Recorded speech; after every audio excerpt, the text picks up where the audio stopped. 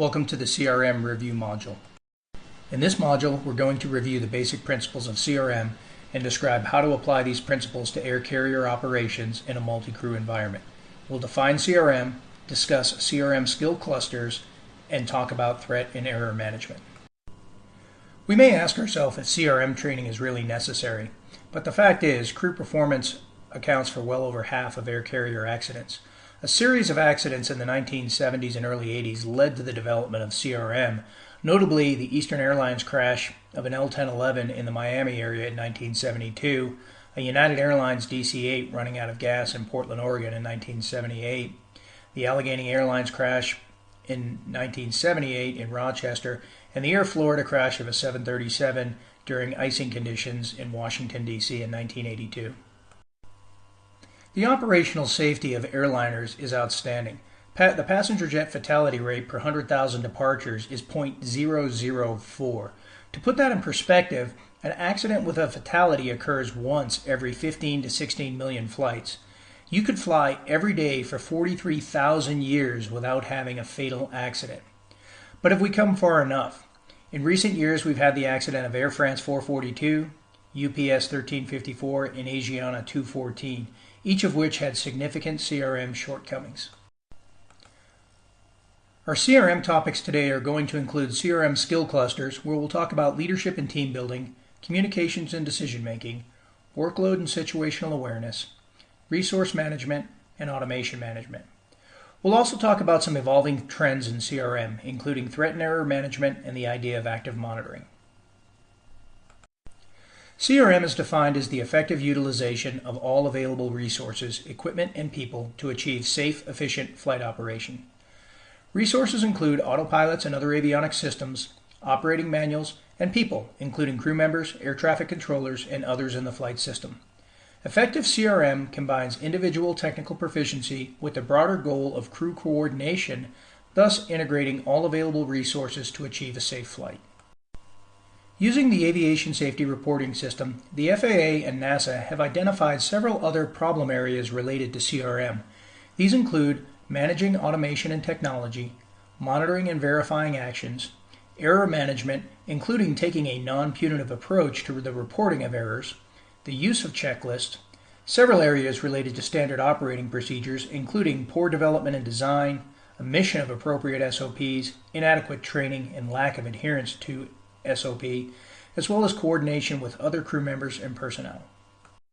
The mission of CRM training is to prevent aviation accidents by improving crew performance through better crew coordination.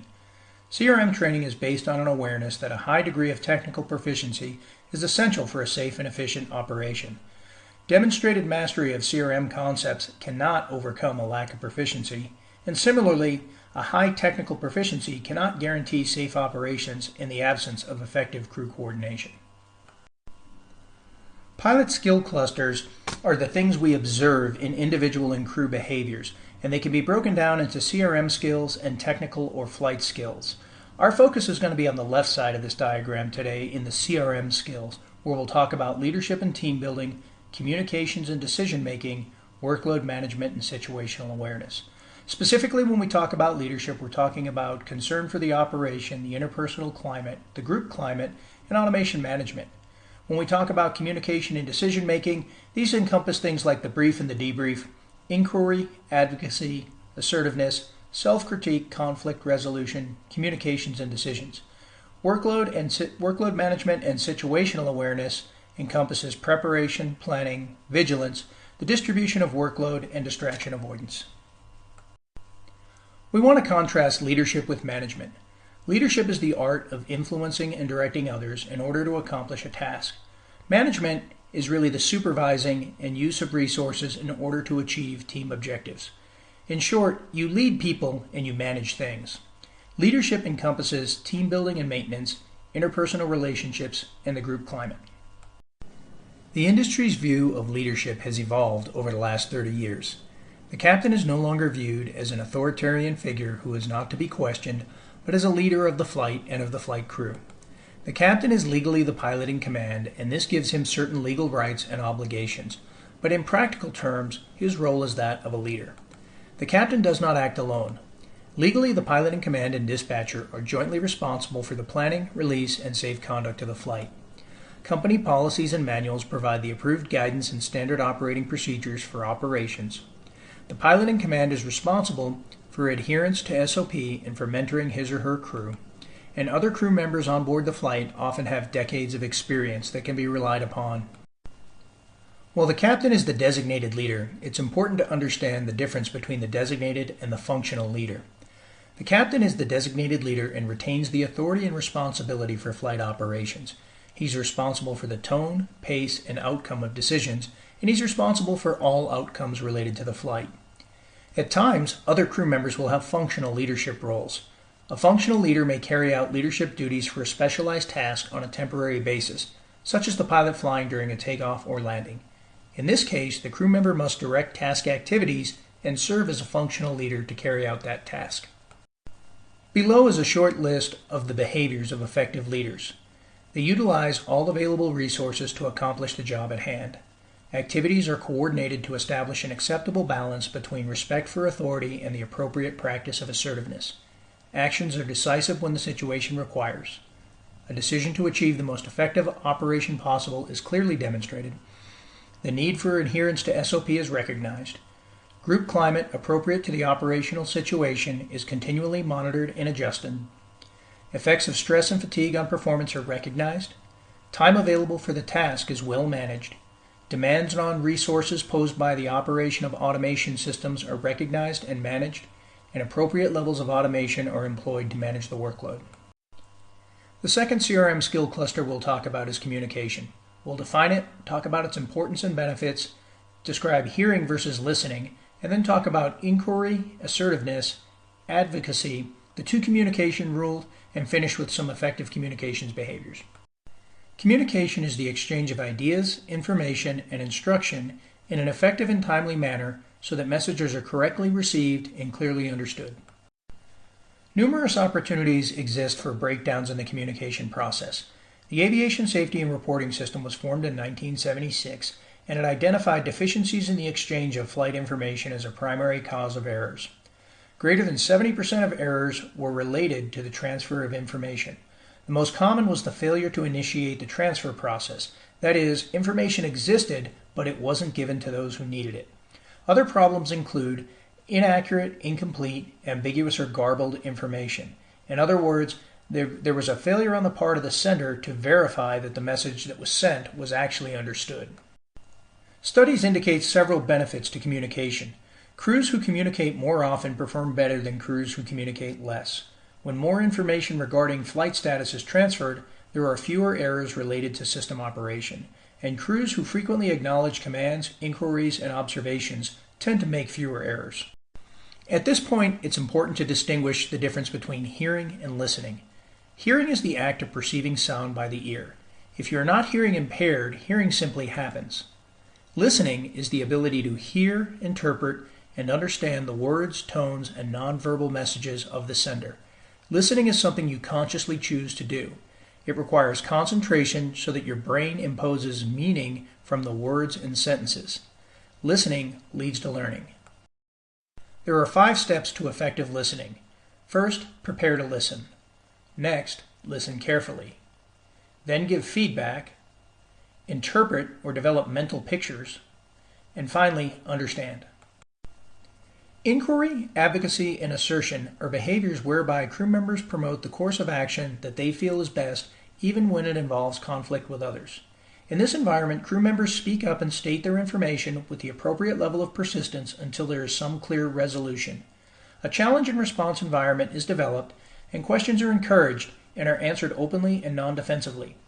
Crew members are encouraged to question the actions and decisions of others, and crew members seek help from others when necessary. Crew members question the status and programming of automated systems to confirm their awareness. These behaviors are not meant to create a hostile environment, but to identify and clarify areas of ambiguity. Inquiry involves actively seeking information, clarification, and data from crew members and other resources. Inquiry is an excellent way to resolve conflicts, and it follows the adage of determining what's right versus who is right.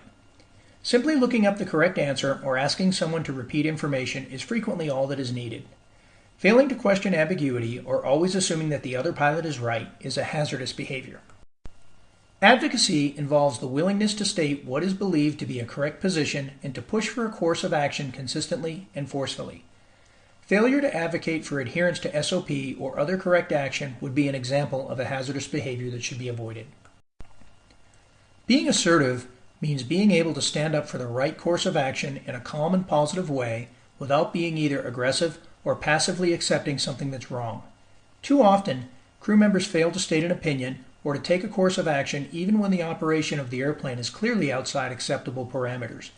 Accident reports reveal a number of instances in which crew members failed to speak up even when they had critical information that may have averted a disaster. The two communication rule is a tool that recognizes pilots can become mentally or physically incapacitated. Physical incapacitation is often obvious, such as the example of food poisoning. Subtle forms of incapacitation can be very insidious. A pilot can be distracted, suffer from vertigo, loss of situational awareness, or even have a stroke. In a critical phase of flight, the two communication rule is a good tool to keep in mind. To use this rule, clearly point out the issue. As an example, approaching minimums. If the appropriate response is not immediate, use a name or position and repeat the information. Minimums, Bob, or minimums, Captain. Often, a slight touch to the arm or hand will cause the pilot to refocus. If the pilot does not respond, take the appropriate actions to ensure the safety of flight. In this case, take control of the aircraft and either land or go around. To summarize the communication skill set, effective communication is supported by the following behaviors. Convey information clearly, concisely, and in a timely manner. Use standardized briefings and checklists, and use standardized terminology and SOP callouts. Advocate concerns and suggestions clearly and assertively. Acknowledge communications. Provide information as required. Repeat information to ensure that it has been properly received. Ask for clarification when needed, and resolve conflicts constructively. The captain is the final authority for all decisions and is expected to make safe, sound decisions. However, aviation decision-making is inherently a group process. It involves the crew, air traffic control, dispatch, and maintenance. Significant resources are available to the decision maker, including onboard systems, software, manuals, and people. Decision makers who do not rely on input from other crew members and from other flight team members outside the cockpit have been shown to be more likely to make poor decisions. Decision making involves a 5-step process. First, recognize or identify that there is a problem. Next, gather information and assess the situation. Then identify and evaluate alternative solutions. Implement the decision and review the consequences of the decision. While there's a 5-step process here, the process can occur very quickly or you can take more time depending on the time available to solve the problem. Situational awareness is a key to decision making. In order to maintain situational awareness, review what has happened, monitor what is currently happening, and predict what is likely to happen. Maintaining situational awareness is an active process and is fundamental to threat and error management, which we'll talk about a little later. Continually reevaluate your plan. Is it proceeding as planned? Has anything changed? Is it in accordance with the SOP? And is it safe? Provide feedback to others as appropriate and review what went well and what did not after the flight. Remember, no option should be entertained that does not meet the minimum safety criteria. Workload management involves planning, prioritizing, and delegating tasks to ensure equitable workload distribution. Workload management includes preparation, vigilance, and avoidance of distractions and complacency. A review of worldwide accident statistics shows that accidents often occur when workload demands exceed crew capabilities. Takeoff, approach, and landing phases account for the most aircraft accidents. Distractions and irregularities in these phases of flight increase workload dramatically. This chart plots our performance versus our workload. With low levels of workload or stimulation, our performance can be low. This is the drone zone and is encountered frequently in crews, especially when operating at night or on the backside of the clock. As workload increases, we become engaged and our performance increases. There is a certain level of optimum stimulation or workload that creates a level of performance called the creative calm. We expect that as workload increases, our performance will continue to increase, but what happens in reality is that our performance actually begins to fall off. As workload increases, we become fatigued at first, and then our performance begins to fail. Eventually, we reach panic and burnout, where our performance fails altogether. There's a simple workload management that we can follow in flight, and while we follow this model, we should always ask, am I rushed, am I overloaded, or is there confusion? Begin by planning, which recognizes which tasks need to be performed. Next, prioritize the tasks in the order aviate, navigate, communicate, and manage systems. Sequence the tasks by determining when to accomplish each task, and then determine whether to accomplish or delegate the task. At this point, it's worth taking a moment to talk about our workload management priorities. These are aviate, navigate, communicate, and manage systems. And what we mean by this is someone always needs to be flying the jet. We need to manage the speeds, altitudes, and power settings, and ensure that essential autoflight, FMC tasks, or any tasks to stabilize the airplane are taken care of. Next, we'll worry about navigating. We need to know where we are and where we are with relation to the nearest airport, weather, terrain, or traffic. When those are taken care of, we can worry about communicating, verbalizing our intention to other crew members, coordinating with ATC to get clearances or pass along information. Finally, we'll manage the aircraft system.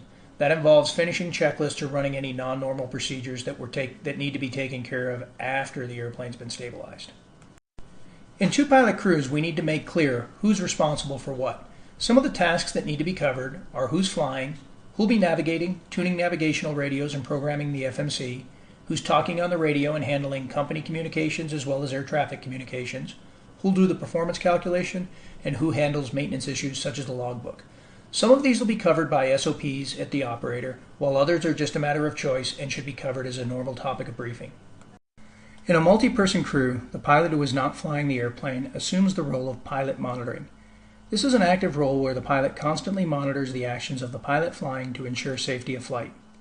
The pilot monitoring should maintain a positive attitude towards monitoring and challenging errors made by the pilot flying. Appropriately question the pilot flying regarding his activities. Questioning is encouraged as a desirable CRM behavior, and there should be no negative repercussions for appropriate questioning of one pilot's decision or action by the other pilot. Another form of workload management is automation management. This refers to selecting the appropriate level of automation used for a particular problem or situation. Proper use of automation aids in workload reduction. Improper automation management can make a situation worse and allow additional errors to occur. Despite the high levels of automation that are associated with modern airplanes, they can be flown with a yoke and throttle just like a small airplane. With only 2 pilots in the airplane, proper use of automation is a must. The table here provides one commonly used description of the levels of automation available to pilots with current technology. Hand flying or level 1 is fine in low workload situations. This involves direct control of the airplane with the autopilot, autothrottle, and flight director being turned off. Level 2 automation still allows for direct control of the aircraft. The autopilot is typically off, but now the flight director and autothrottle are on.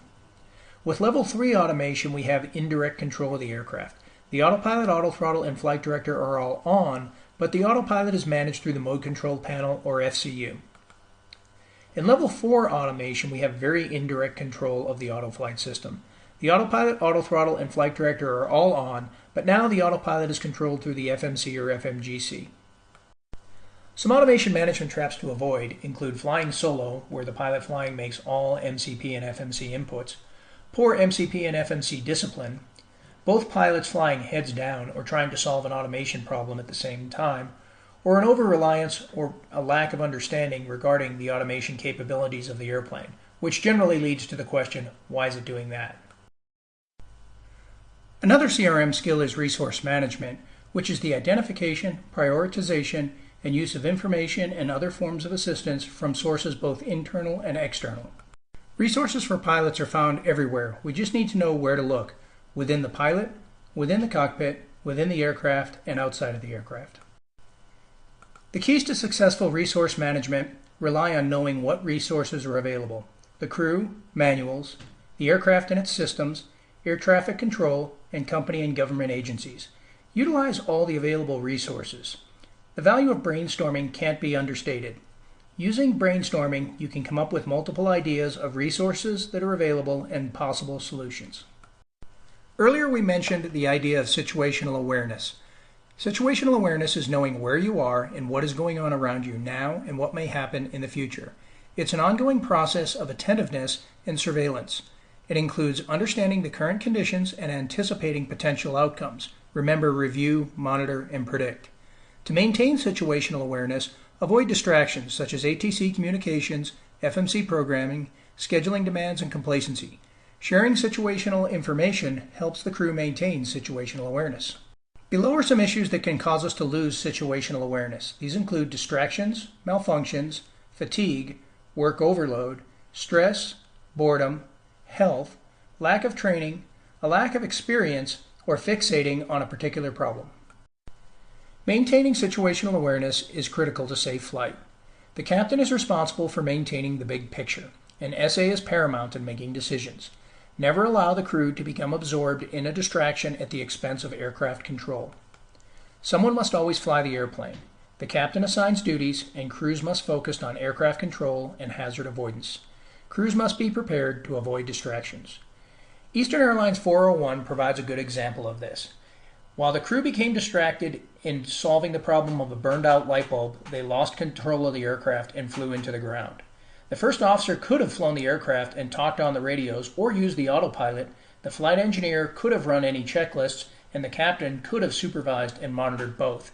Instead, the crew became involved in solving the problem as a group, and nobody was responsible for flying the airplane. There are several red flags that appear to tell you that situational awareness is at risk. Pilots need to know what these red flags are so that they can be prepared and maintain situational awareness. Some examples are failed cross-checks, fixation, not communicating, confusion or ambiguity, not following SOP, failure to meet targets, not addressing discrepancies. If you see it, say it, and then fix it. It's easy to lose situational awareness, and sometimes it's hard to get it back.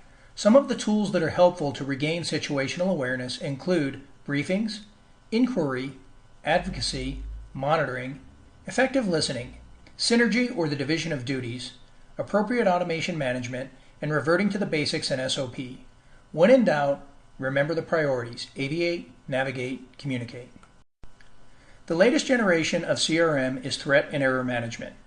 While skill clusters focus on skills every pilot must have, threat and error management focuses on how to proactively apply these skills. We actively monitor for threats, we manage threats and crew errors so as to eliminate or at least minimize risk. We recognize human factors and personality differences as potential threats.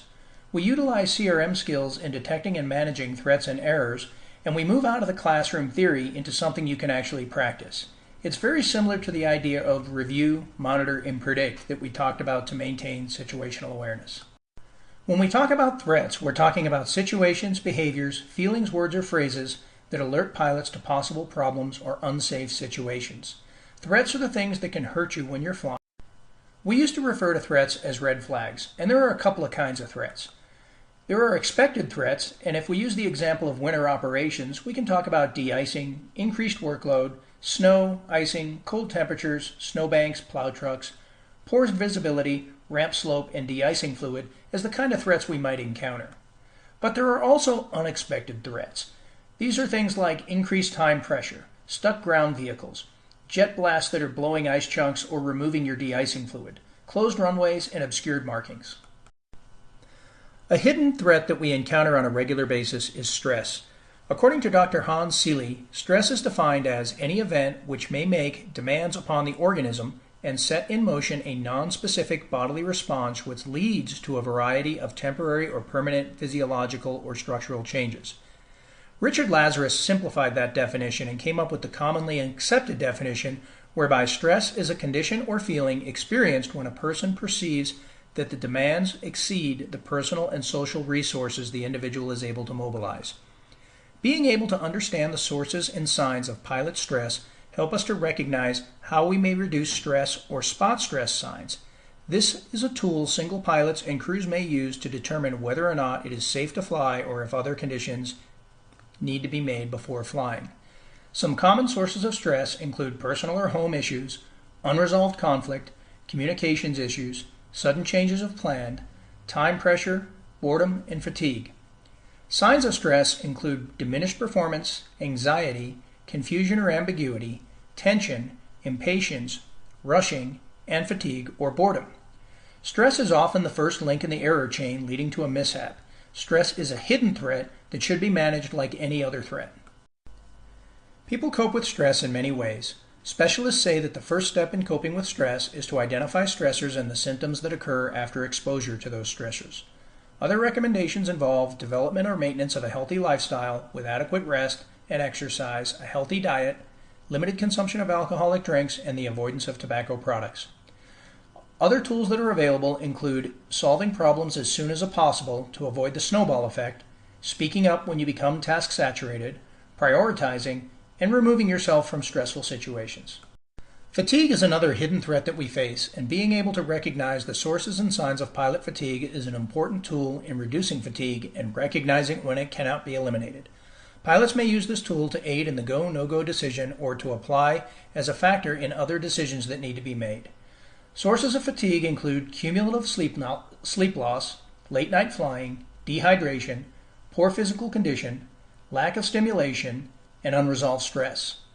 Signs include slowed reaction time, poor judgment, lethargy, being euphoric or punchy, fixation or preoccupation, and not being able to recognize fatigue. Fatigue has a cumulative effect similar to alcohol.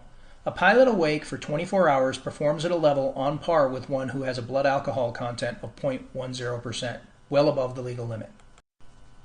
Fatigue is a constant reality in airline operations, particularly for pilots involved in international operations. Below are some countermeasures that can be employed to help manage fatigue. In the final analysis, the individual pilot needs to ensure that he is well rested and ready to fly. Some operational countermeasures that can be employed include naps, avoiding high-fat and high-carbohydrate meals, drinking plenty of fluids, judicious use of caffeine, alternating tasks, social interaction such as conversing with other crew members, and physical activities, moving and stretching as the flight deck permits. In aviation, a chain of events, or the error chain, is the sequentially linked list of contributing factors that lead to a mishap or an accident. Breaking this chain of events will prevent a mishap. Threat and error management seeks to accomplish this. Threat and error management recognizes that pilot errors cannot be entirely eliminated. Pilots must develop appropriate error management skills and procedures. Error management is an active process, both for the pilot flying and for the pilot monitoring. Detection and recovery from errors is a key skill. One approach to error management is the idea of avoid, trap, and mitigate. CRM skills should be used to avoid errors as much as possible. When errors do occur, sometimes they can be trapped so that no harm occurs. As an example, the pilot monitoring may query ATC to confirm an altitude when he believes that the pilot flying heard the altitude wrong. ATC can resolve this ambiguity, and while an error may have occurred, it is trapped and there's no effect to it. Errors can also be mitigated where we reduce the impact of the error. As an example, a pilot may start a descent too early, and an appropriate mitigation strategy may be to slow the airplane down to recapture the optimum descent profile. While the error still happened, we were able to mitigate its effect to minimize the amount of harm that it causes. In addition to the ideas of avoid, trap, and mitigate, some other error management skills are using SOP, monitor and cross-check, inquiry, briefs, communication, verifying automation status, staying informed and current. Error management is essential to safety. Practice the skills and techniques we've discussed often, and they will become second nature to you. Below is a list of reading material related to the topic of CRM. In this module, we have reviewed the basic principles of CRM and described how to apply these principles to air carrier operations in a multi-crew environment. We've talked about CRM, the error chain, skill clusters, hazardous thought processes, threat and error management, and stress and fatigue.